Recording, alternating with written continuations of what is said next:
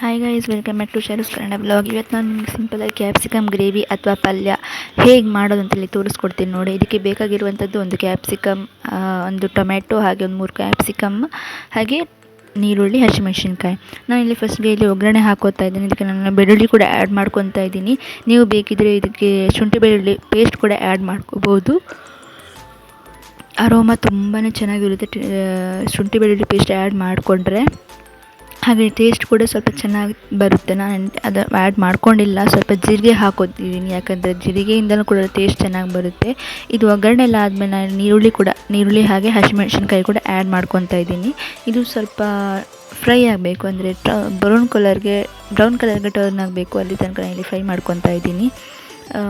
ಈ ಪಲ್ಯ ಅಥವಾ ಗ್ರೇವಿ ಏನು ಹೇಳ್ತೀವಿ ನೋಡಿ, ತುಂಬಾ ಚೆನ್ನಾಗಿ ಟೇಸ್ಟ್ ಕೊಡುತ್ತೆ ನಮಗೆ. ಇಲ್ಲಿ ಫ್ರೈ ಆದಮೇಲೆ ನಾನು ಇಲ್ಲಿ ಟೊಮೆಟೊ ಹಾಕೋತಾ ಇದ್ದೀನಿ. ಟೊಮೆಟೊಗೆ ನಾನೇನು ಆ್ಯಡ್ ಮಾಡ್ತಾಯಿಲ್ಲ, ಉಪ್ಪು ಆಗಲಿ ಏನೂ ಆ್ಯಡ್ ಮಾಡ್ತಾಯಿಲ್ಲ ಈಗ ಇಲ್ಲಿ. ಯಾಕಂತಂದರೆ ಚೆನ್ನಾಗಿ ನೀರು ಬಿಟ್ಕೊಂಡು ಚೆನ್ನಾಗಿ ಬೇಯುತ್ತೆ ನೋಡಿ, ಆವಾಗ ತುಂಬಾ ಚೆನ್ನಾಗಿ ಟೇಸ್ಟ್ ಬರುತ್ತೆ. ಇಲ್ಲದ್ರೆ ಹಾಗೆ ಇಡಿಯಾಗಿ ಅಂದರೆ ಸಿಗಬಾರ್ದು ಬಾಯಿಗೆ, ತುಂಬ ಅಷ್ಟೊಂದೇನು ಚೆನ್ನಾಗಿ ಅನಿಸೋದಿಲ್ಲ. ಸೊ ಇಲ್ಲಿ ನೋಡ್ಬೋದು, ಈ ಗ್ರೇವಿನ ನೀವು ಚಪಾತಿ ಹಾಗೆ ದೋಸೆ ಯಾವುದಕ್ಕೆ ಬೇಕಾದರೂ ಹಂಚ್ಕೊಂಡು ತಿನ್ಬೋದು ನೀವು. ತುಂಬಾ ಚೆನ್ನಾಗಿರುತ್ತೆ. ಈ ವಿಡಿಯೋ ನಿಮಗೆ ಇಷ್ಟ ಆಗಿದ್ದರೆ ಲೈಕ್ ಮಾಡಿ, ಶೇರ್ ಮಾಡಿ, ಹಾಗೆ ಸಬ್ಸ್ಕ್ರೈಬ್ ಮಾಡೋದಕ್ಕೆ ಮಾತ್ರ ಮರಿಬೇಡಿ, ಕಮೆಂಟ್ ಮಾಡಿ ಆಯಿತಾ. ಹಾಗೆ ಟೊಮೆಟೊ ಚೆನ್ನಾಗಿ ಬೆಂದಮೇಲೆ ನಾನು ಇದಕ್ಕೆ ಕ್ಯಾಪ್ಸಿಕಮ್ ಕೂಡ ಆ್ಯಡ್ ಮಾಡ್ಕೊತಾ ಇದ್ದೀನಿ. ಇಲ್ಲಿ ನಾನು ಕ್ಯಾಪ್ಸಿಕಮನ್ನು ಉದ್ದುದ್ದ ಕಟ್ ಮಾಡಿ ಇಟ್ಕೊಂಡಿದ್ದೀನಿ. ನೀವು ಬೇಕಿದ್ದರೆ ಕ್ಯೂಬ್ಸ್ ರೀತಿಯಲ್ಲಿ ಬೇಕಿದ್ದರೆ ಕಟ್ ಮಾಡಿ ಇಟ್ಕೋಬೋದು. ಸೊ ಇಲ್ಲಿ ನೋಡ್ಬೋದು, ಇಲ್ಲಿಗ ನಾನು ಸ್ವಲ್ಪನೂ ಕೂಡ ನೀರು ಕೂಡ ಆ್ಯಡ್ ಮಾಡ್ಕೊತಾ ಇಲ್ಲ, ಯಾಕಂದರೆ ಇದು ಕ್ಯಾಪ್ಸಿಕಮ್ ಸ್ವಲ್ಪ ನೀರು ಬಿಟ್ಕೊಳ್ಳುತ್ತೆ ಬೇಯ್ತಾ ಇದ್ದ ಹಾಗೆ. ಸೊ ಅದಕ್ಕೆ ಚೆನ್ನಾಗಿ ಸ್ವಲ್ಪ ಹೊತ್ತು ಬೇಯಲಿ ಅಂತ ಹಾಗೆ ಬಿಡ್ತಾ ಇದ್ದೀನಿ. ಒಂದು ನಿಮಿಷ 2 ನಿಮಿಷದಷ್ಟು ಹಾಗೆಯೇ ಇದನ್ನು ಬೇಯಿಸ್ಕೊತಾ ಇದ್ದೀನಿ.